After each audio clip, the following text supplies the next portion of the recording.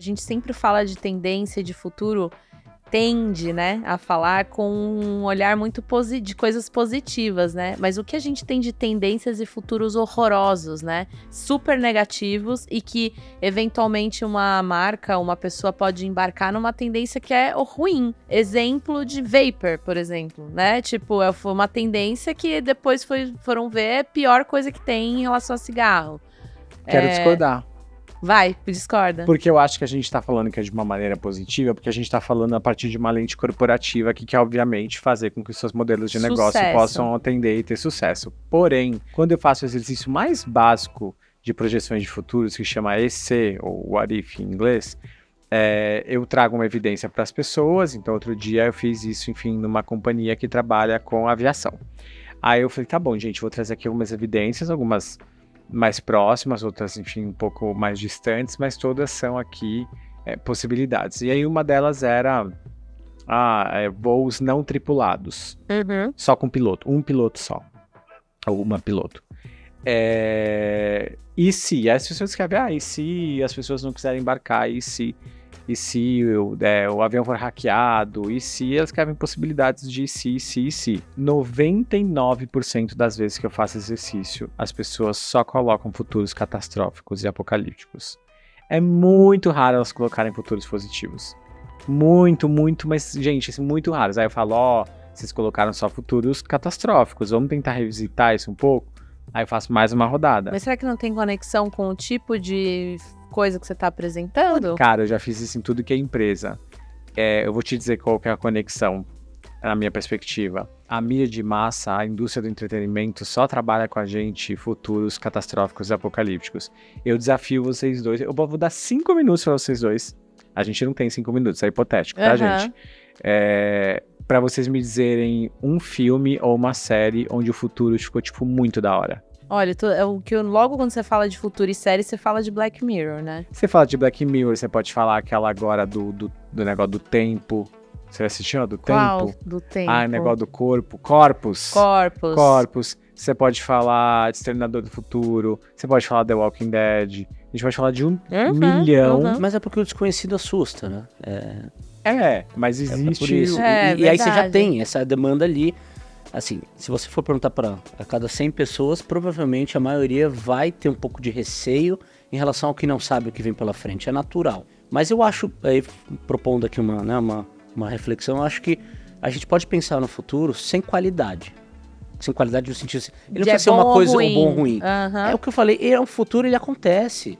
Se ele não acontecer, é porque a raça humana foi exterminada. Aí ninguém vai ver o podcast, sabe? Não, mas aí não vai ter produto sentido. Pra vender. Então, assim, o futuro é isso, é o que vai acontecer com base no presente.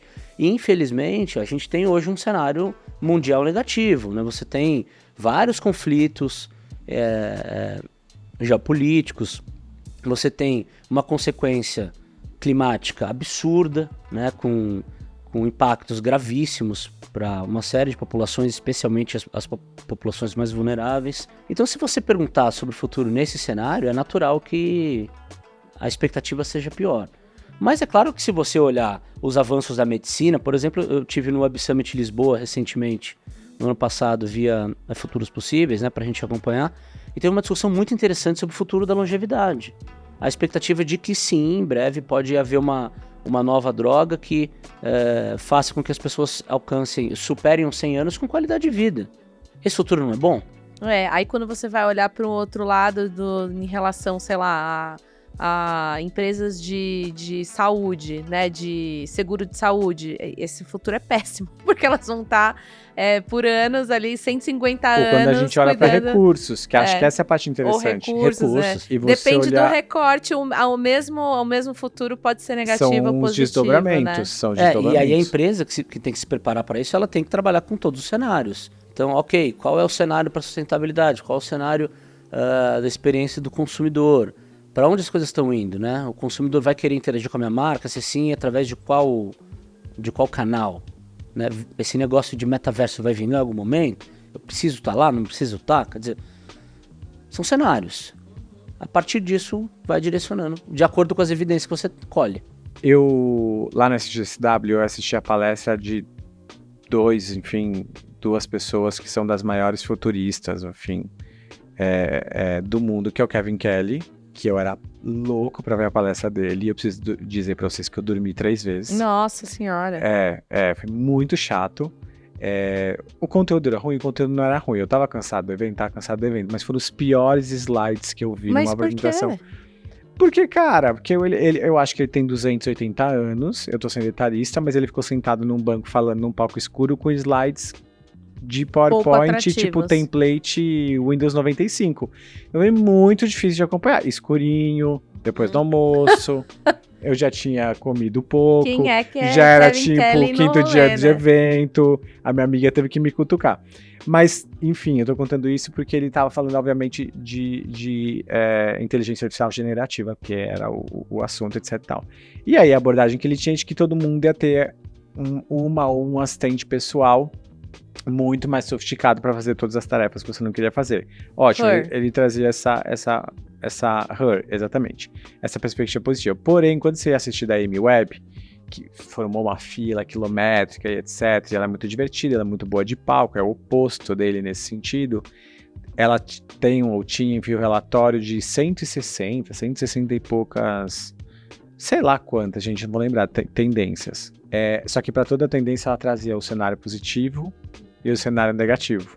Então ela falava, por exemplo, olha, talvez a sua plataforma de streaming fique tão foda, o algoritmo tão incrível, que ela só vai te oferecer coisas que tem super a ver com você. Aí ela deu o exemplo de Friends. Ela falou, mas e se você quiser assistir o episódio da loteria do Friends? E ela não indicar pra você? Como é que você vai fazer? Você vai conseguir escolher?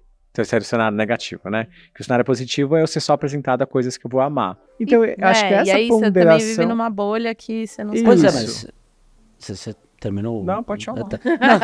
Desculpa, vou te contar um negócio. A gente se corta o tempo inteiro, tá? E devagar. É porque... ele não tá acostumado ainda com o ritmo. É porque enquanto você falava esse exemplo, eu lembrei de outro exemplo. Então, você tem aí o ChatGPT, ele responde boa parte das nossas dúvidas, ele dá uma resposta coerente, né? Qual que é a tendência nesse caso? Ou o que pode acontecer? Pode acontecer de ele evoluir até certo ponto, que a gente vai desistir de fazer buscas online no Google, como a gente faz hoje, porque a gente não vai querer fazer curadoria de link, né? Pode ser que ele se torne tão inteligente ao ponto de... Mas agora o Google também faz curadoria de link com AI. Não, mas não tem problema. O Bard, que seja o Bard. Mas o que eu vou falar vai além das plataformas. Então, usando o Bard ou o ChatGPT, você tá com uma dúvida e você vai ter a sua resposta ali. Agora, quais vão ser as regras para apresentação, os critérios para apresentação daquele conteúdo? Será que as informações vão ser realmente acuradas? Né? Será que as informações não são precisas? Onde é que ficam os veículos de comunicação aí? Eu me falo muito pelo jornalismo, né? Nos sites, né? Como o UOL, enfim, vários sites que cobrem hard news, né? Fazem cobertura de notícias o tempo todo. E se a gente evoluir até certo ponto em que o ChatGPT ou o Bard vão nos dar as respostas para as nossas perguntas e isso enviesar a nossa visão da realidade, porque a gente não vai mais fazer a curadoria das buscas que a gente vai ter. E aí a realidade é o que eles estão nos dizendo e eles estão dizendo que é a realidade ou a realidade, entendeu? Onde eu tô querendo chegar? Sim. São as consequências. Onde eu querendo chegar? Sim. Isso que você me falou me lembra uma das coisas que eu mais tenho medo, que eu mais me preocupo, que é o que a gente está falando dessa camada, é a inteligência artificial, é a gente, a questão da informação, que é pós-verdade. Que para mim, pelo menos, foi introduzida pelo Harari, que eu adoro esse conceito, que é quando algo que já está dado, por exemplo, cientificamente dado, vira uma pós-verdade, onde essa pós-verdade às vezes pode ser mais verdade do que a verdade real. Então, a gente acho que já falou sobre isso aqui, mas a Terra é redonda, né? Ou melhor, pelo menos esférica. Só que há um grupo de pessoas que acredita que ela é plana. Sim. E não necessariamente essas pessoas são grandes idiotas, porque não se trata disso. Se trata de uma rede de informação e de uma lógica e de uma retórica tão forte que você cria uma pós-verdade. Tem um documentário na Netflix, ou pelo menos tinha, chamado Terra Plana, mas que não era sobre terraplanismo, é sobre qual é a característica desse tipo de pessoa. Que passa a enxergar em futuros prováveis ou plausíveis plausibilidades ou probabilidades irreais. A partir de uma premissa que não faz sentido. Só que você pode projetar futuros em cima do que você quiser, inclusive do que não é real. Sim. E aí você começa a criar projeções de futuros ou realidades que são completamente distópicas ou dissociadas da realidade real. Por isso Nossa, que eu vou por isso separar, tá o ótimo de que é acompanhar. sentimento de opinião, né? Perfeito. Você tem direito a reagir Perfeito. da forma como você quiser, qualquer coisa. Mas quando você evolui essa discussão, Exato. Ter... Eu acho que hoje tá fácil pro ouvinte, tá hein? super, super. Isso conecta com o que eu ia falar, porque quando eu comecei a falar pra vocês sobre tendência positiva ou negativa, vocês foram além e trouxeram um monte de coisa legal, mas eu queria chegar no ponto de, será que uma empresa consegue, de antemão, saber se ela tá entrando numa tendência que vai ser positiva pra ela? Porque, assim, tudo que a gente tá dizendo, assim, existem evidências de que aquela tendência faz sentido para uma empresa. Então, tem fit com o meu negócio, eu tenho dinheiro para aquilo, sei lá, eu consegui conectar com as vontades e as demandas do meu cliente e tal. De repente, ela vai lá e investe numa tendência e as coisas não vão para frente, não funcionam. Por que aquilo deu errado? Ela era uma tendência ruim? Ou ela não era a tendência certa? Dá pra gente saber? É uma aposta? Eu acho que é justamente o pensamento de querer acertar que vai fazer com que você não consiga desempenhar essa atividade com sucesso. Uhum. Se você tiver a demanda de obrigatoriamente acertar e de conseguir prever se você vai acertar ou errar, é justamente o anticorpo de você explorar possibilidades de futuros. Mas você concorda que dentro de corporações eles vão ser cobrados por isso? Por isso que existem indicadores. Né? Por isso que as pessoas fazem watch.